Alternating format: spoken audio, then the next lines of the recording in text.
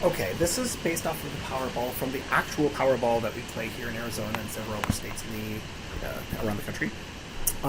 But the idea is the Powerball consists of picking 5 white balls and 1 red ball correctly. So, and there is a white drum where they have all the white balls, where there are 59 different balls in there. So there's, if you can imagine, there's all these little white balls floating around, being bounced around in there, and they all individually have different numbers on them, 1 through 59. Okay. Then there is a separate drum filled with red balls. Okay, and these red balls are numbered 1 through 35. Okay. And they're kept separately, so you can't get. They know when we want a white ball, there's a specific drum they go to, and they want a red ball, there's a specific drum they go to. So the question is what is the probability that you'll pick all 5 white balls correctly? Now, for somebody who's never played the Powerball, just got to do a little explanation.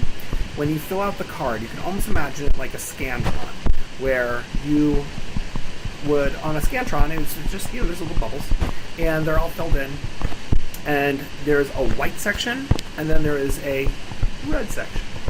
And in the white section, your job is to bubble in the 5 white balls that you think they're going to pull out, and in the red section, you pick out 1 red ball that you think they're going to pick out. It helps if I actually bubble 5. There we go.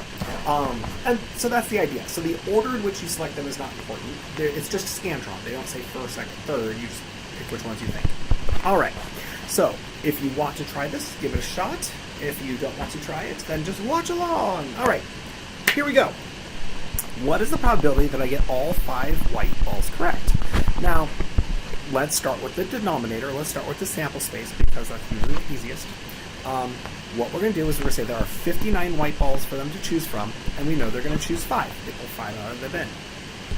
Then we also have to remember that there's red balls. There are 35 red balls, and they're going to choose one of those. That is the total number of possible combinations. Now, these things are multiplying because it's the multiplication principle for probability of decisions and choices. The first thing they're going to do is decide the white balls that they're going to pull out. Then they're going to choose the red balls that they're going to pull out. And those go together to make one lottery pull. So it's multiplication. It's soup, then it's appetizer, then dinner, right? They go together to make one meal. So, denominator done. Numerator. This sometimes gets people because they overthink this. And you make it harder than it has to be. Now, here's the deal. We are rigging the game. We are the almighty power. We are going to guarantee this person gets a win. So, if we want to guarantee they get all of their 5 white balls correct, then what we're going to say is, okay, out of their 5 white balls, I'm going to choose all 5 of them. Then, out of the red balls, well, I don't care. We're just rigging the white ball part. So out of the 35, choose one of those. And you'll notice that the 35 choose 1, or 35 combinations 1 for the red, just divide away. It's like they weren't even there. Because if we are saying we don't care about matching the red ball, well, and it doesn't matter. If all I care about is getting my 5 white balls correct, boom, there we go. And that's all there is to it. So, similarly, same setup, same question. So just now what we're going to say in this problem is, what is the probability that you'll pick the 5 white balls and the red ball correctly? Okay, give it a shot. Okay, now, hopefully you are saying, well, this was not hard, Professor Dwork, because the denominator was the same, so that part wasn't hard, right? The game didn't change, so it's still the same denominator. 59 white balls, choose 5 of them, and out of the red balls, the 35 reds, choose one of those. So now, how do I do the numerator? What do we do? Well, we rig the game the exact same way. We say, okay, well, I'm going to do, out of my 5 red balls, or 5 white balls, I'm going to guarantee they get all 5. And then out of the reds, how many reds do they pick? 1. So out of the 1 red they pick, I'm going to guarantee they get the 1. And what I just want to point out, that numerator, you will notice 5 combinations 5 is 1. 1 combinations 1 is 1. So the numerator is just 1. Well, that kind of makes sense. You have 1 ticket. That 1 ticket has 1 chance out of all the different possible combinations. You got a 1 out of whatever chance it is. There you go. All right. I am going to give an extra little problem here. A 10B. Special just for you. Nobody else in their notes gets this other than you. What if I wanted to play the game where, again, I want them to get their 5 white balls. I'm going to guarantee that they get their 5 white, but I want to guarantee they miss the red. I'm going to rig the game to guarantee they can't get the red. Can we set that one up? Give that one a shot. Okay, this one is the denominator is the exact same. I'm getting tired of writing this. 59 combinations 5, 35 combinations 1, because that is just how the game works. They're picking 5 whites, 1 red, done. Numerator, rigging the 5 white balls the exact same way we've done it before. Out of 5 that they picked, choose all 5 of them. But here's the key. This is me saying how many different ways are there for me to guarantee that they get the 5 whites but miss the red. Well, if they choose 1 red, if they chose, do you like that word, choose? If they chose 1 red, how many reds did they not choose? Well, there's a total of 35, so that means there's 34 that they didn't choose. And out of those, I'm going to pick 1. And then that way, that will guarantee that they get their 5 whites, but they miss their 1 red. All right, I hope that was awesome and made you super happy. Now, on to, I'm sure that's what everybody's saying, yay! Okay, let's try this one. A new kind of lottery, new one, where it costs $1 to play. You pick 5 numbers from a pool of 30, but the order in which you choose them matters. So if you get a 3, 7, 6 as your choice, and they pull out 7, 6, 3, you don't win the grand prize. Order is important. Okay.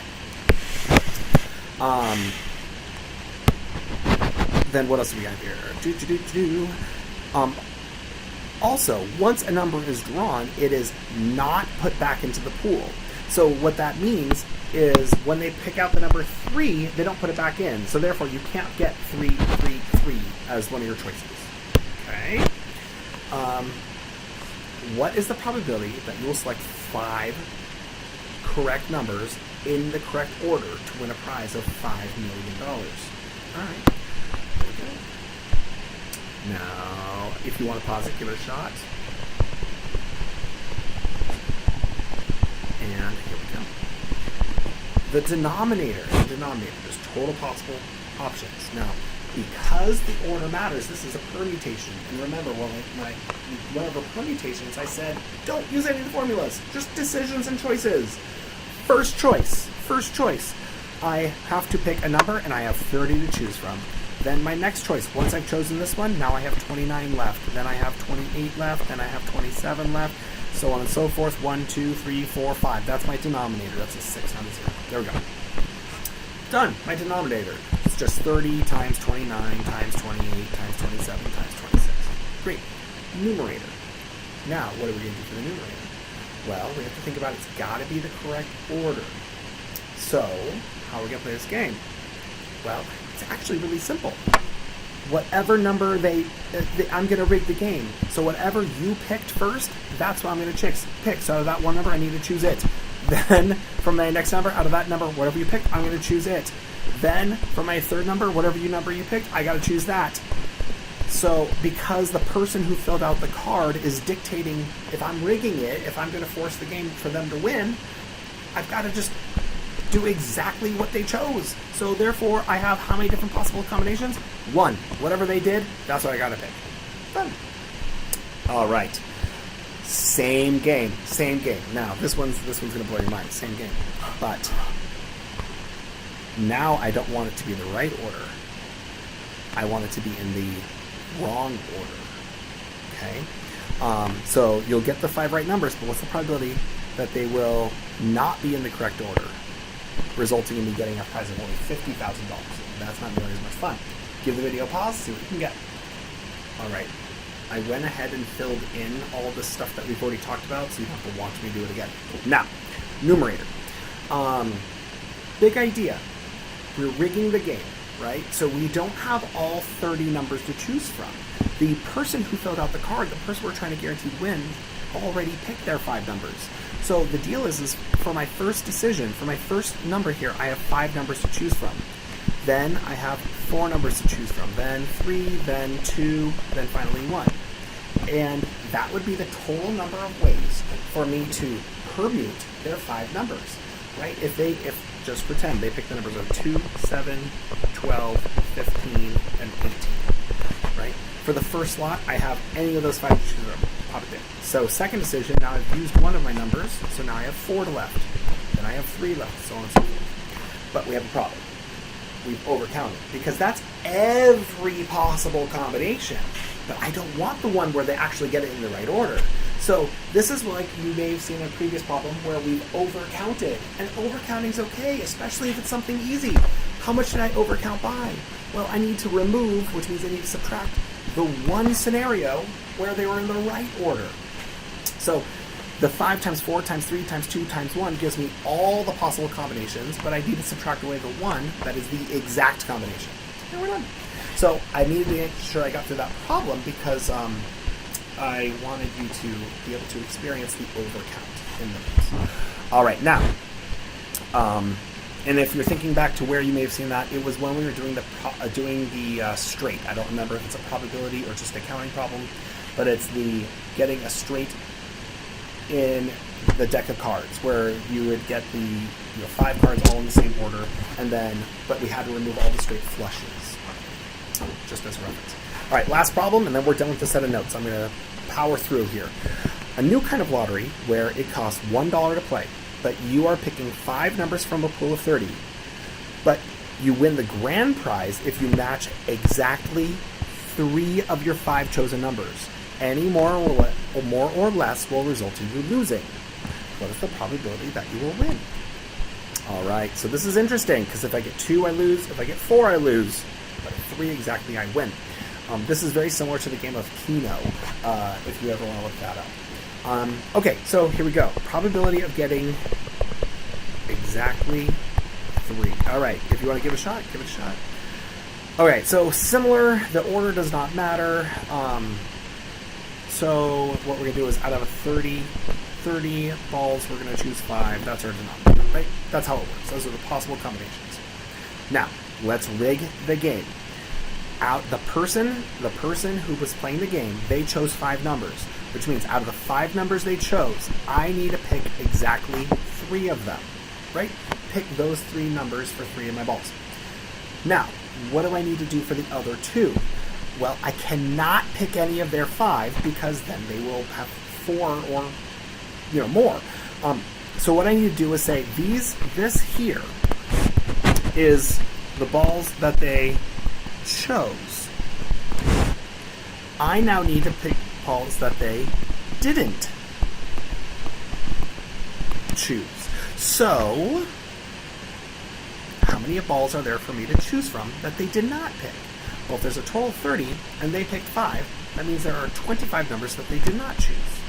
And out of those 25, I need to pick 2 more, because the 3 balls that they did choose going together with the 2 balls that they didn't choose will give me a total of 5. So I wanted to make sure I went through a problem like this so you could see the idea of taking from kind of like the 2 pots. I need to guarantee 3 of the numbers that they did pick and 2 of the numbers that they didn't pick. And now we have put it together to make one big pot of 5 numbers, and it will meet the criterion exactly. All right, so that takes care of probability. Yay! On to the next section, or homework, whatever.